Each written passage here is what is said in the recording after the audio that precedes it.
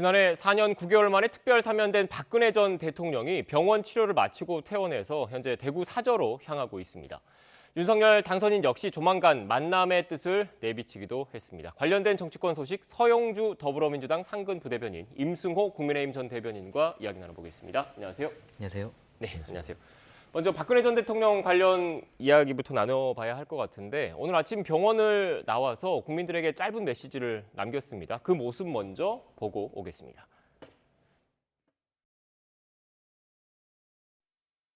네, 현재 건강 상태 어떠신가요? 많이 회복됐습니다. 국민 여러분께 5년 만에 인사를 드리게 됐습니다. 많이 염려를 해주셔서 건강이 많이 회복이 됐고요. 지난 4개월 동안 헌신적으로 치료에 임해주신 삼성병원의 의료진 그리고 관계자 여러분께 감사의 말씀을 드리고 싶습니다.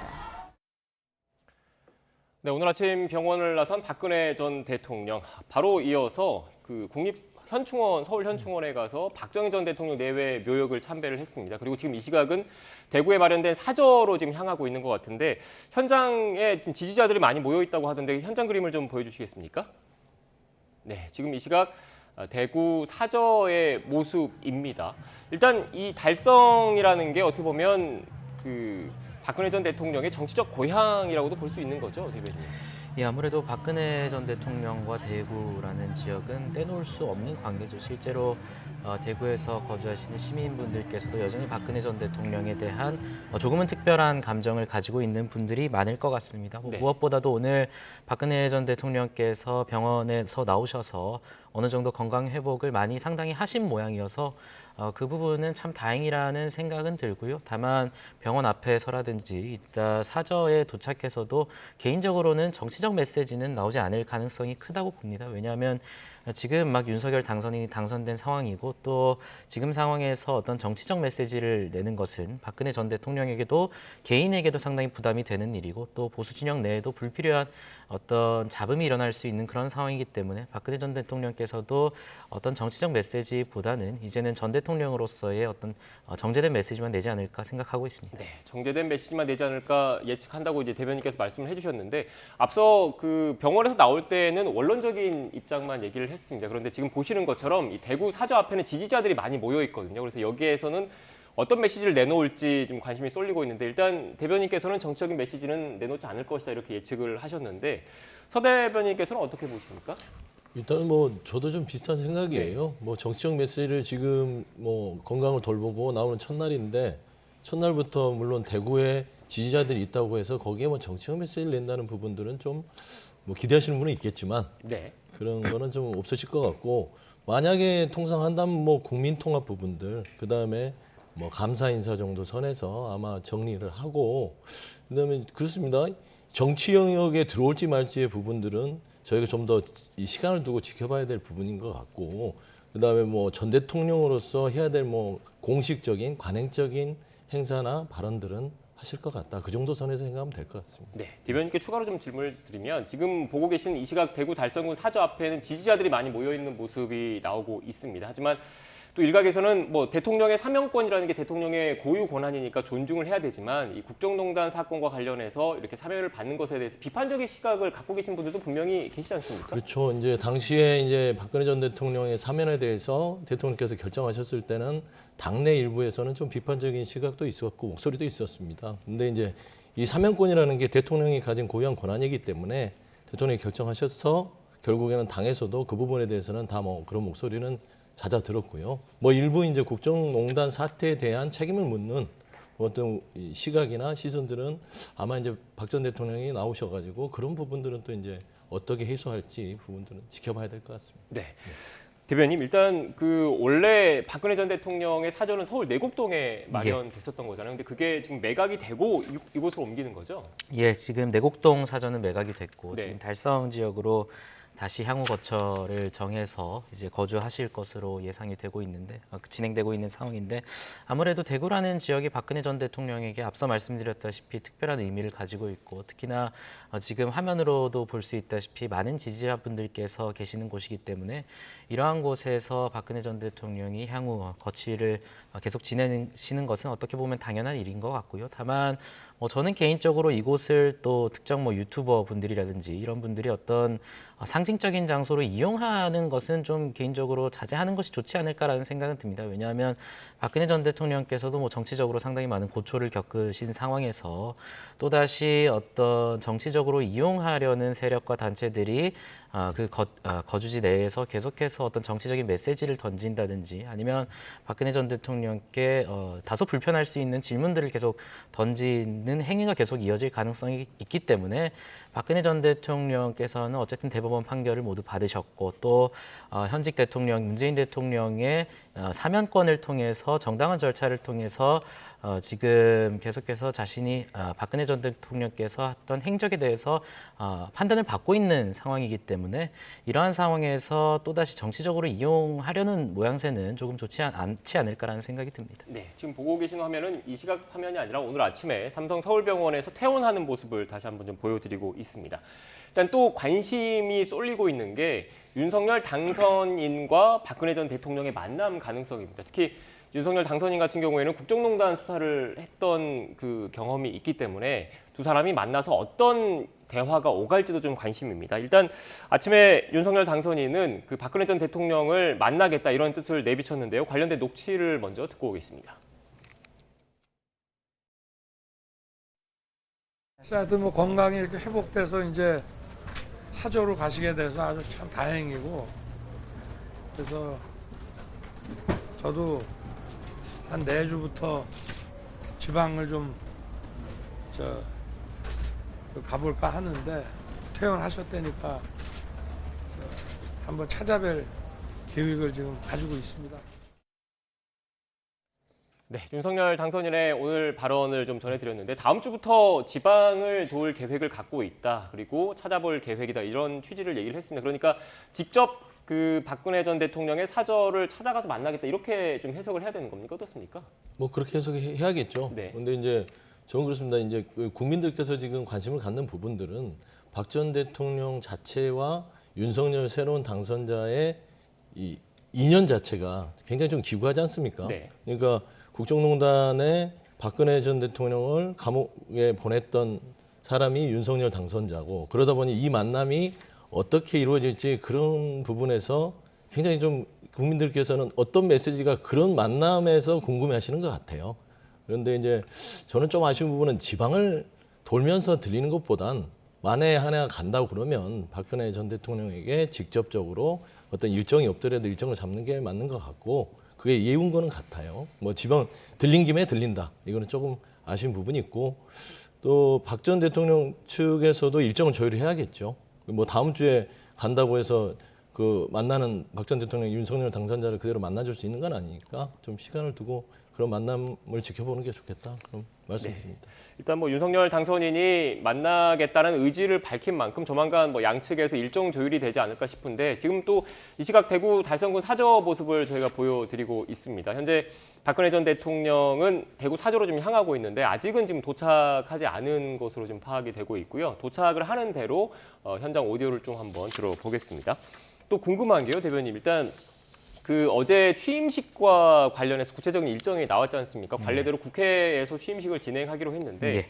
일반적으로 국회 취임식에는 전현직 대통령들이 참석을 하는 게 좀 일반적인 경우지 않습니까? 박근혜 전 대통령도 참석할 가능성이 크다고 봐야 되는 겁니까? 어떻습니까? 저는 개인적으로 박근혜 전 대통령께서 굳이 거절하실 이유는 없을 것이라고 생각을 합니다. 실제로 윤석열 당선인이 박근혜 전 대통령과의 만남에서 어떤 얘기를 주고받을지에 대해서도 혹시나 두 분 사이의 어떤 관계가 불편해서 불편한 이야기가 나오지도 않을까라는 분석은 있는데요.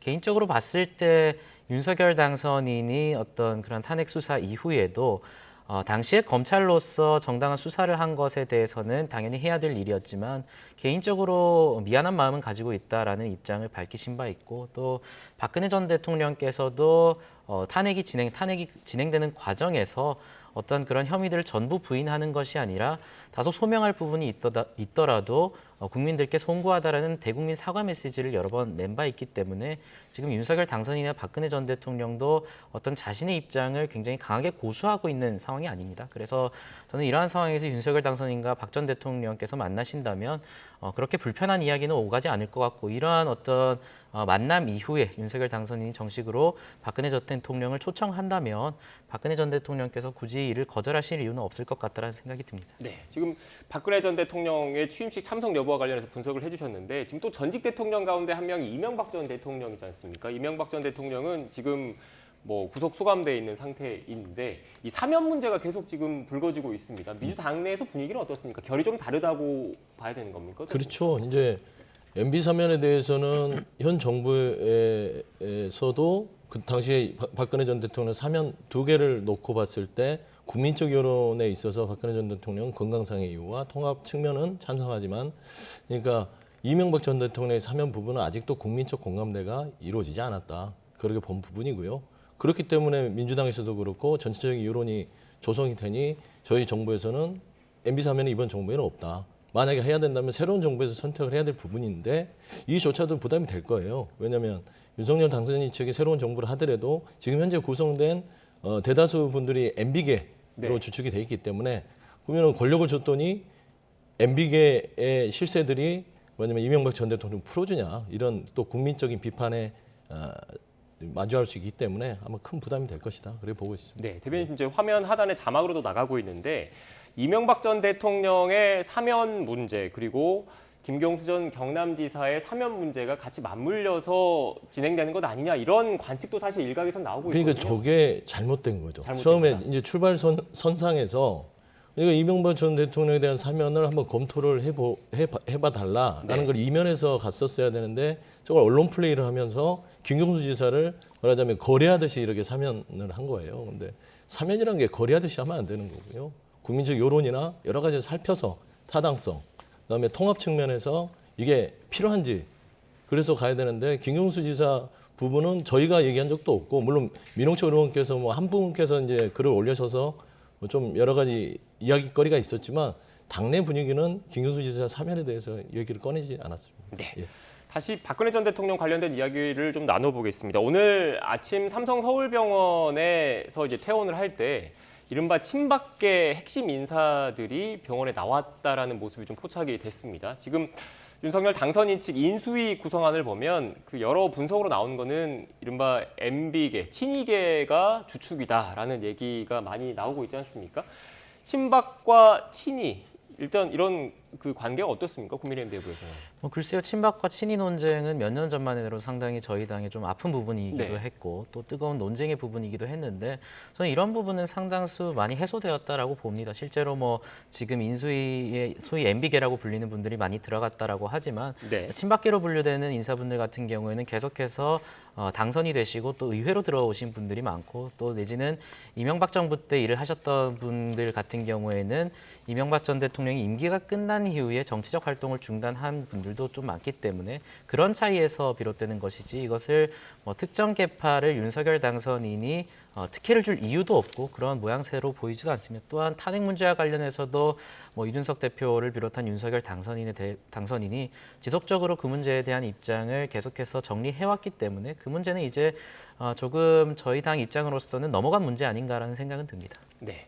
지금 또 이 시각 대구 사저 모습을 저희가 보여드리고 있습니다. 예상했던 시간보다는 조금 도착 시간이 좀 늦어지는 것 같아서 저희가 좀 관련된 이야기를 좀 더 나눠봐야 될 것 같은데, 일단 이렇게 그 병원 퇴원하는 시점도 관심입니다. 그 지난해 사면이 되고 나서 박근혜 전 대통령이 대선 전에 퇴원을 할 것인지, 그리고 메시지를 낼 것인지 말지에 대해서 잠시만요. 지금 경찰차의 모습도 좀 보이고 있는 것 같은데, 네, 현장 상황이 좀 파악이 되는 게 있으면 제작진께서는 좀 알려주시겠습니까?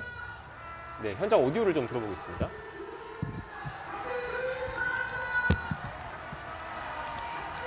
네, 오늘 아침에 삼성 서울병원에 나올 때도 일단 경호 인력이 함께 따라가는 모습이 좀 보였거든요. 탄핵을 당했다고 하더라도 경호 경비와 기본적인 거는 좀 계속 제공이 되는 겁니까? 그러면? 모르겠습니다. 그 부분 확인해봐야 되겠는데요. 네. 최소 잠시만요, 대표님. 예. 네.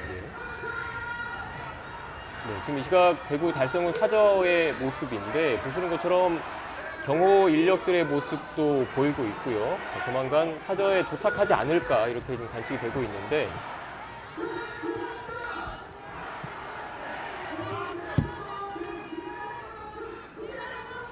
네, 지금 대구 달성 사저 앞에는 많은 지지자들이 모여서 박근혜 전 대통령을 기다리고 있는 모습을 확인할 수 있고요. 네, 지금 도착을 했습니다. 네, 지금 현재 어린 아이를 안고 있는 모습을 확인할 수 있는데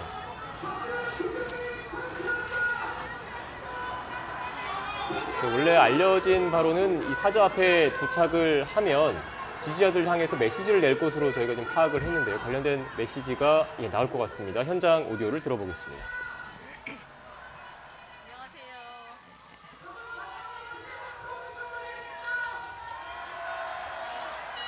저쪽이 좀 조용해져야 들리시겠죠?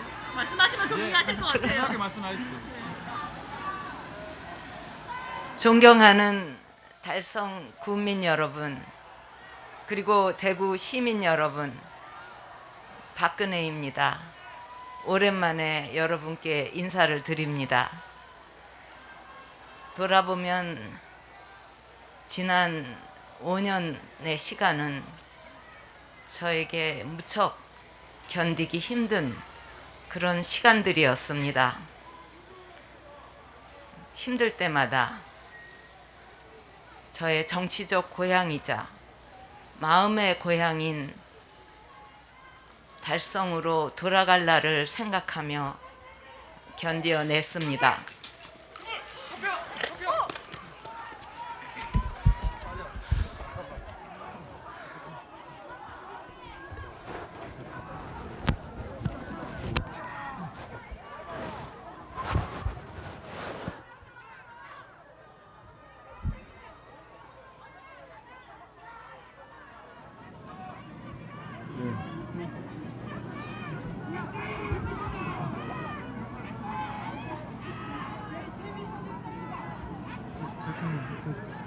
네, 박근혜 전 대통령이 예. 대구 달성 사저에 도착을 해서 지지자들 향해서 메시지를 지금 발언을 하던 도중에 돌발 상황이 발생을 했습니다. 지금 보시는 것처럼 경호 인력이 박 전 대통령 앞을 가리고 있는 상황인데 중간에 발언이 끊겼습니다. 지금 현재까지 좀 상황을 좀 다시 정리를 해보면 오늘 아침 8시 30분쯤 삼성 서울병원을 퇴원을 했고요. 그 이후에 현충원에 들려서 박정희 전 대통령 내외 묘역을 참배를 했고 이후에 지금 그 경호 차량 그리고 승용차를 타고 대구 달성 사저에 왔습니다. 한 12시 15분쯤에 제가 도착한 것으로 파악이 됐는데 도착을 하고 나서 환영 인사를 받고 지금 지지자들을 향해서 대국민 메시지를 발표하던 중에 돌발 상황이 발생을 했습니다. 다시 한번 오디오 들어보겠습니다.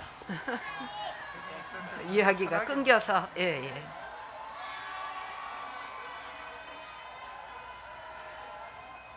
제가 많이 부족했고 또 실망을 드렸음에도 이렇게 많은 분들이 오셔서 따뜻하게 저를 맞아주셔서 너무나 감사합니다. 저에 대한 사면이 결정된 후에 이곳 달성의 여러분들이 제가 달성에 오면 편안한 여생을 보낼 수 있도록 돌봐드리겠다는 내용의 언론 기사를 보고 깊은 감동을 받았고 제가 참 행복한 사람이구나 이런 생각을 했습니다. 24년 전인 1998년 낯선 이곳 달성에 왔을 때 처음부터 저를 따뜻하게 안아주고 보듬어 주신 분들이 바로 이곳의 여러분들입니다. 그러한 지지와 격려에 힘입어 보궐선거에서 처음으로 국회의원에 당선됐고 연이어 지역구 4선 의원을 거쳐 대통령까지 하였습니다. 저도 이곳 달성군에서 많은 곳을 구석구석 다녔습니다.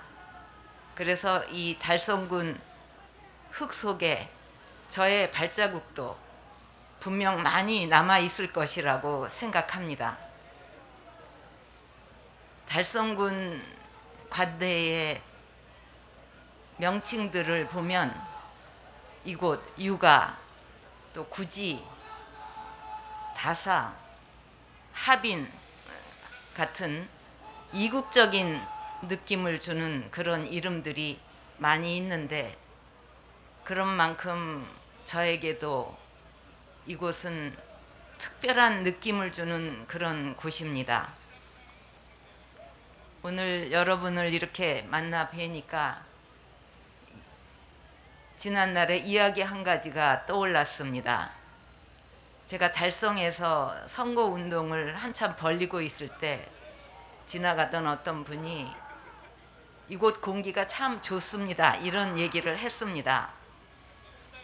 저는 처음에 시골이니까 공기가 좋다는 말인가 이렇게 생각을 했는데, 나중에 알고 보니까 그 말은 이곳에서 선거 분위기가 좋다는 그런 이야기라는 것을 알았습니다. 돌아갈 수만 있다면 그때로 다시 갈 만큼 그 시절이 참으로 그립습니다. 시민 여러분, 제가 대통령으로 있으면서 국가와 국민을 위해 열심히 일한다고 했지만 이루지 못한 많은 꿈들이 있습니다. 그 제가 못 이룬 꿈들은 이제 또 다른 이들의 몫이라고 생각합니다. 좋은 인재들이 저의 고향인 대구의 도약을 이루고 더 나아가 대한민국의 발전에 기여할 수 있도록 저의 작은 힘이나마 보태려고 합니다. 앞으로 이제 국민의 한 사람으로서 또 좋은 이웃으로서 여러분의 성원에 조금이나마 보답해 나가겠습니다. 이곳에 여러분과 같이 좋은 분들과 함께 지낼 수 있게 돼서 무척 기쁘고 든든하게 생각합니다. 코로나 등으로 인해서 어려움이 많은 이 시기에 여러분들 건강 각별히 잘 챙기시고 또 앞날에 건강과 행복이 가득하시기를 기원하겠습니다. 감사합니다.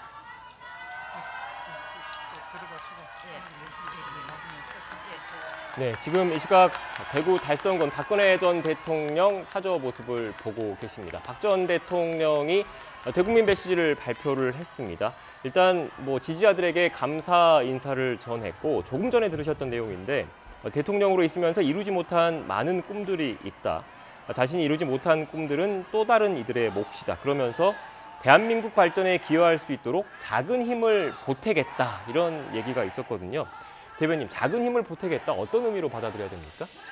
일종의 정치적 언어로도 볼 수 있을 것 같은데요. 어떤 분들은 이것을 정치적 활동을 재개하는 것이 아닌가라고도 해석할 수 있겠지만, 저는 그래도 아직까지는 원론적인 메시지일 것 같다라는 생각이 듭니다. 왜냐하면 많은 전직 대통령께서 퇴임 이후에도 어떤 조언이라든지 당에 자신이 속했던 당에 여러 가지 조언을 주고 자문을 주는 그런 행위들은 계속해서 있었기 때문에 뭐 그 정도의 어떤 전직 대통령께서 하시던 그런 관행 정도의 정치적 활동을 하겠다라는 부분으로 해석할 수도 있을 것 같고, 내지는 박근혜 대통령께서 대통령 때 하지 못한 어떤 다양한 사회적 활동을 해보고 싶다라는 말일 수도 있을 것 같아요. 그래서 이 부분에 대해서는 박근혜 대통령께서 향후 어떤 정치적 활동을 할지 내지는 사회적 활동을 할지에 따라서 평가해야 될 부분인 것 같고 다만 뭐 그럼에도 불구하고 이런 메시지가 나왔다는 것 자체가 향후 어떤 정치적 사회적 활동을 하진 않을까라는 부분은 분명히 평가할 수 있는 것 같고 네. 제가 또 하나 메시지 중에 좀 인상 깊게 봤던 부분은 또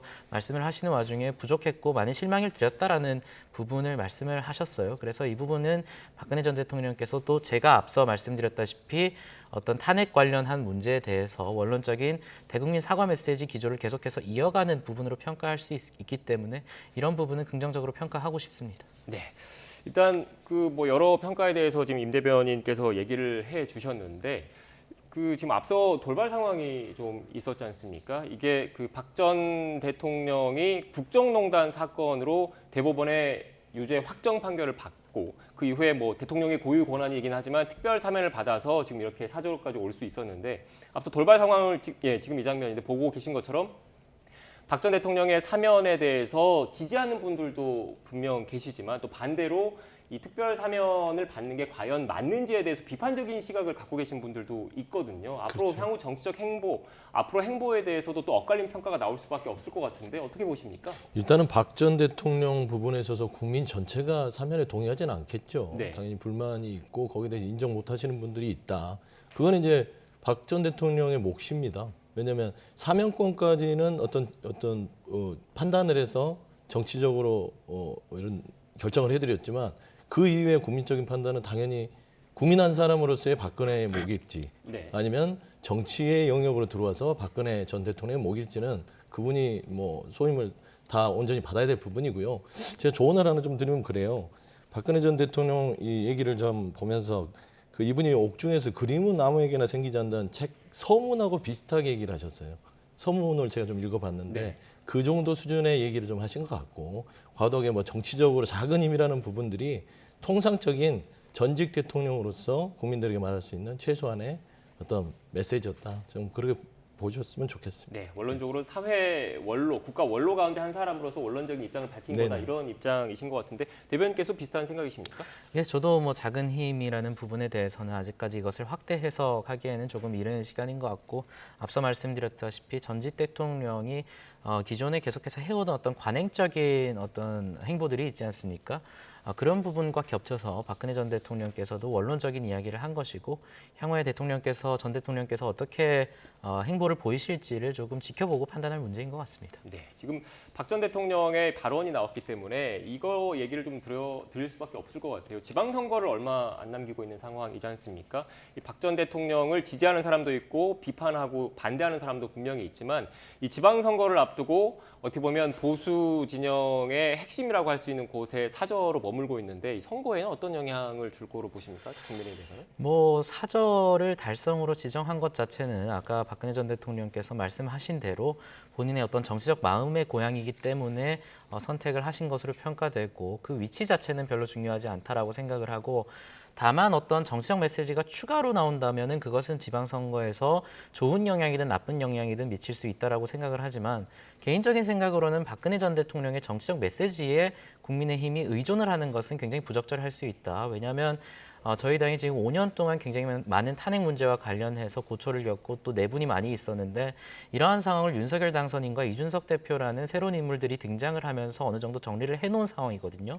그래서 어느 정도 탄핵의 광은 상당 부분 건넜다라고 평가를 받고 있는 상황인데 이러한 상황에서 또다시 박근혜 전 대통령의 메시지에 따라서 당내 일부 인사들이 이에 대해서 찬성을 하고 해석을 하고 또 누군가는 반대를 하는 그런 모양새를 보인다면 그 시계를 5년 전으로 되돌리는 것이고 지금 대선 결과만 보더라도 아직까지도 탄핵 이후에 저희 당에 불신을 보내는 분들도 상당히 많은 것으로 평가되고 있습니다. 그렇기 때문에 이제 이 탄핵이라는 문제는 과거의 문제로 묻어두고 저희가 어떻게 지방선거 이후에 지방과 그리고 전국에서 어떻게 정치적 비전과 메시지를 보여드릴지에 대해서 집중해야 될 것 같습니다. 네, 그러니까 말씀하신 걸 좀 정리를 해보면 그 박근혜 전 대통령의 찬반, 지지 여부가 갈리는 상황에서 일단 탄핵의 강은 이른바 탄핵의 강은 건너야 된다. 그리고 지방선거에서도 이른바 중도 외연 확장을 하기 위해서는 뭐 국민의힘 내부의 원로로서의 존중하는 측면 그 이상을 넘어가서는 안 된다라는 게 대변인 예, 생각이십니까? 그러니까 탄핵의 강은 이미 건넜고 이 상황에서 다시 탄핵의 강에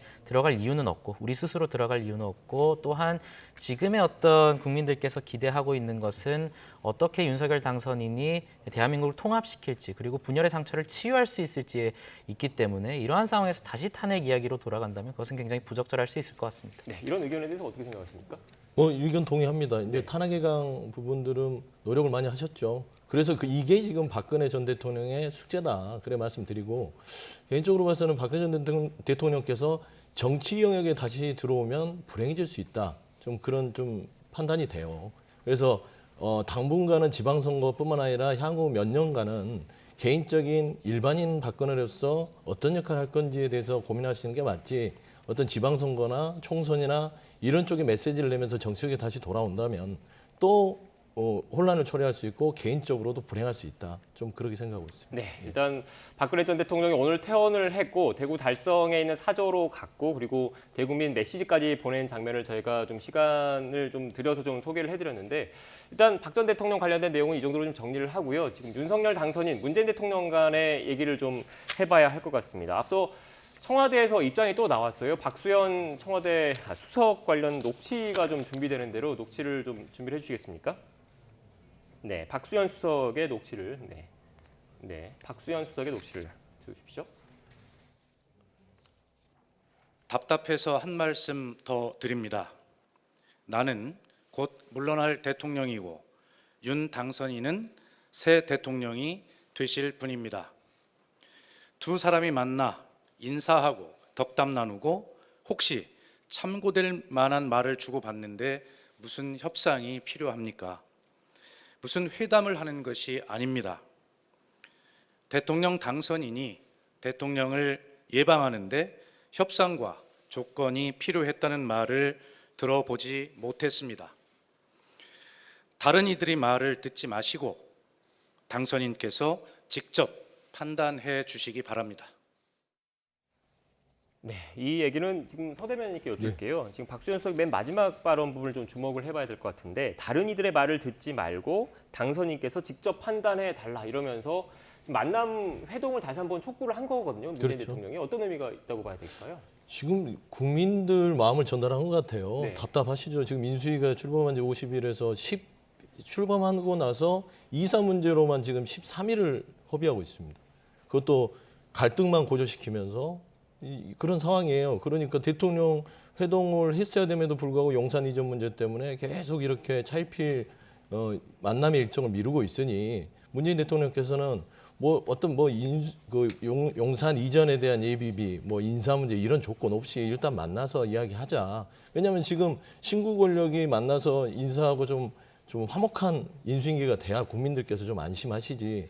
계속 9일, 10일 미뤄가면서 가는 부분들은 윤 당선인께서 그냥 결단하셔서 그 부분은 빨리 만남을 해줬으면 좋겠다 그런 말씀드립니다. 그런 아마 의미에서 얘기했습니다. 네, 일단 문재인 대통령이 이렇게 회동을 다시 한번 촉구를 했는데 양측 간에 지금 이견, 여러 의제들이 산적해 있는 상황입니다. 인사권 문제, 이른바 MB 사면 문제, 대통령 집무실 이전 문제 등 여러 현안들이 좀 산적해 있는데 어제 또 차기 한국은행 총재 지명과 관련해서 이른바 진실 공방이 벌어지고 있거든요. 당선인 측 입장은 어떤 겁니까?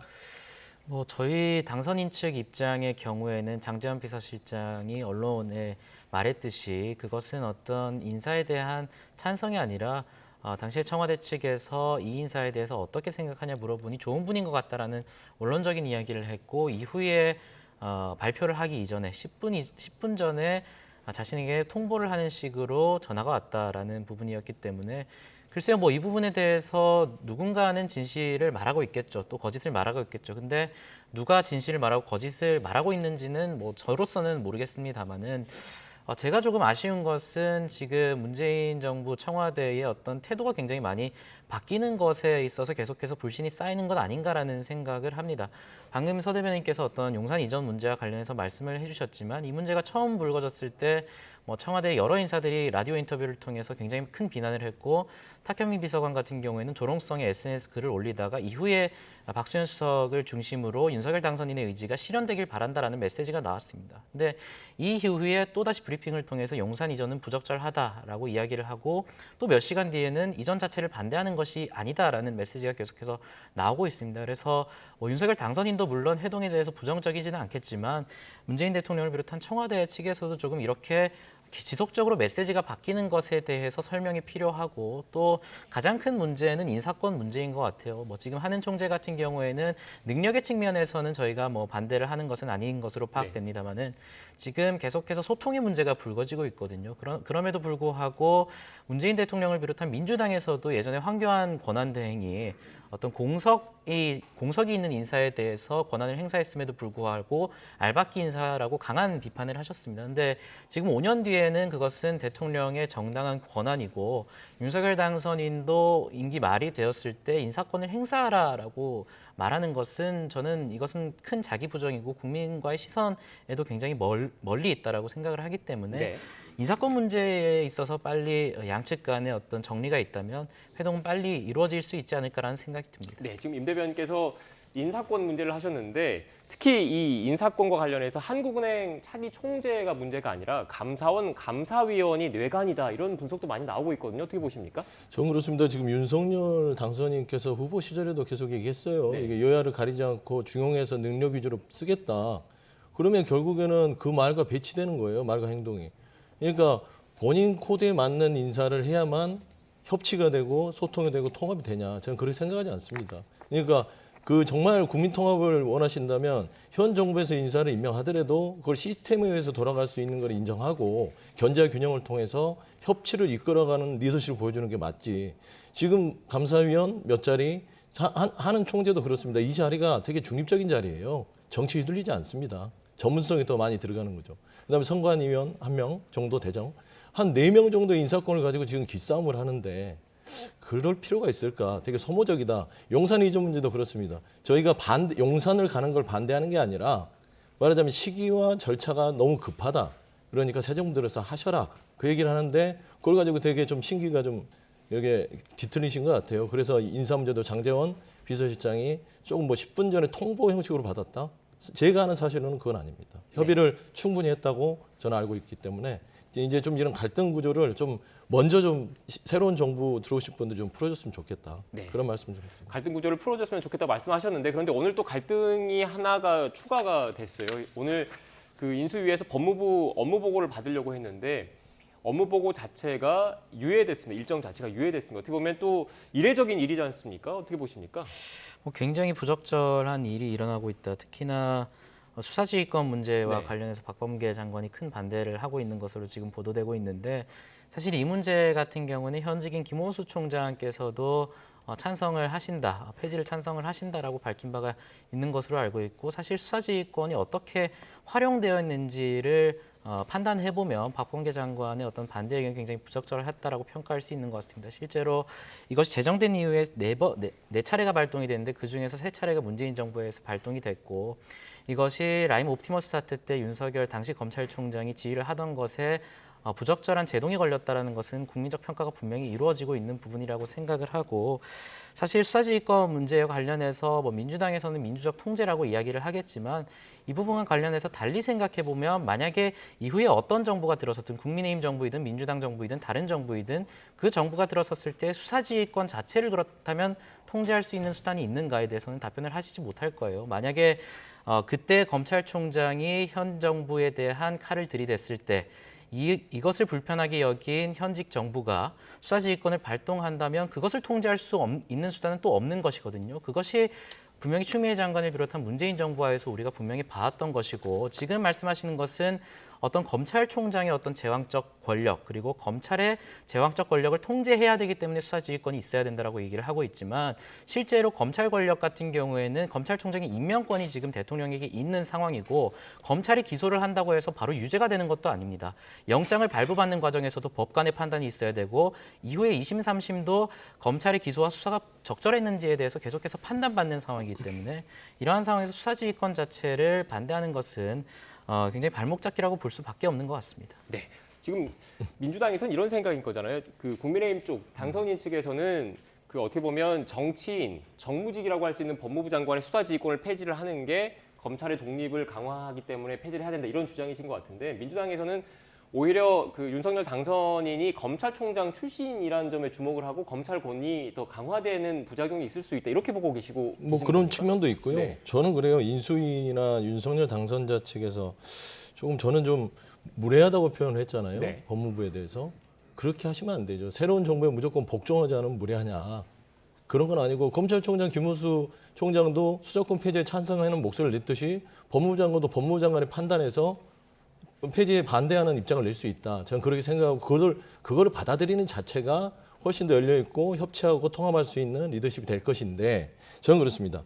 수사지휘권 폐지 부분들은 검찰하고 팽팽하게 지금 생긴 이유는 검찰 권력을 견제하기 위해서 존재합니다. 이걸 함부로 쓰면 안 되죠. 그런다고 해서 폐지가 능사냐. 저는 수사지휘권은 뭐 폐지 논박은 국회에서 논의하겠지만 이런 부분들은 제도적 사용하는 부분에 있어서의 어떤 사용을 최소화할 수 있는 어떤 제도적 장치를 마련해야지 무조건 보면 다 폐지예요. 여가부도 폐지하고 수사권도 폐지하고 그런 방식으로 국가를 운영하면 안 된다. 저는 그런 말씀드립니다. 네, 알겠습니다. 두 분 말씀하셨던 것처럼 지금 이견이 첨예하고 있으니까 어떻게 또 진행될지를 지켜봐야 할 것 같고요. 지금까지 서영주 더불어민주당 상근 부대변인, 임승호 국민의힘 전 대변인과 이야기 나눴습니다. 오늘 말씀 고맙습니다. 감사합니다.